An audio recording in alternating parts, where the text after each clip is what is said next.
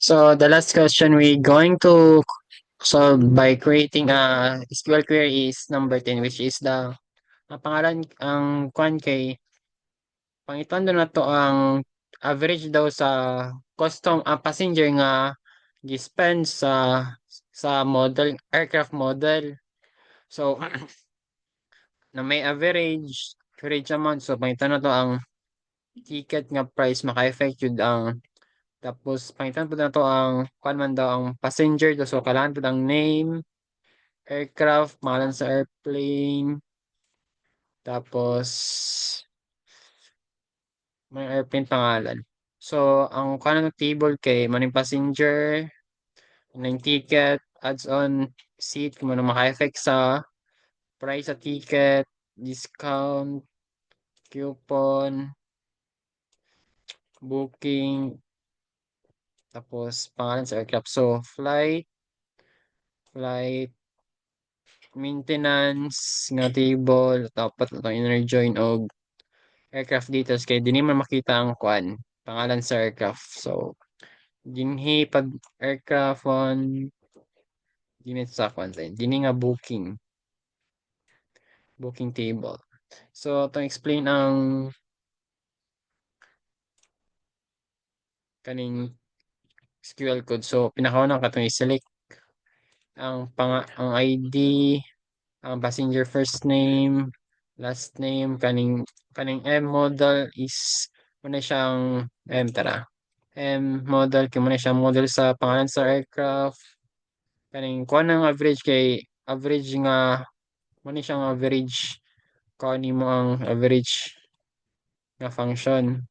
Kaning Collins kay muna siyang pila ang cost sa kuha ng cost, tapos kaning zero kay kung walay siya cost kung transaction kay pila ang total kay kuan ra mo ni ma equal kay zero. Example kung wala po siya kaning discount, kung example wala siya discount, so 0%, so dili siya mag null, so butag zero, so para dili magubatong calculation ang pagkuwag average. Tapos kanya siyang booking at dili siya necessary at lang gibot kang para mabala na to kapila siya nag-book kana ang aircraft. Tapos ato ray siya lang gi-join to mga table atong gi kuan ganina. Aircraft, mga model, ay model pod aton ikalan ng model. Discount coupon. Ato ra din i-group by base sa passenger ID o name kay pangita man tong passenger o lahi nga aircraft. So model itong gilahi. Model o passenger. Tapos pag ato lang gibut nga nag-average nga des para tas subobos para kwan lang. Order lang like dili ra tanaw na to chat tanawon.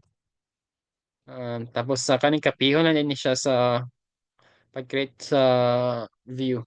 Select copy lang nato tara ding result. Ang delimiter copy lang, create procedure, copy paste maning result.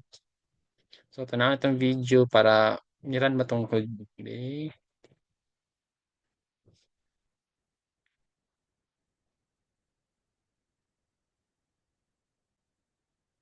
So copy paste ra ang code, select para kita nga kung sakto tong code.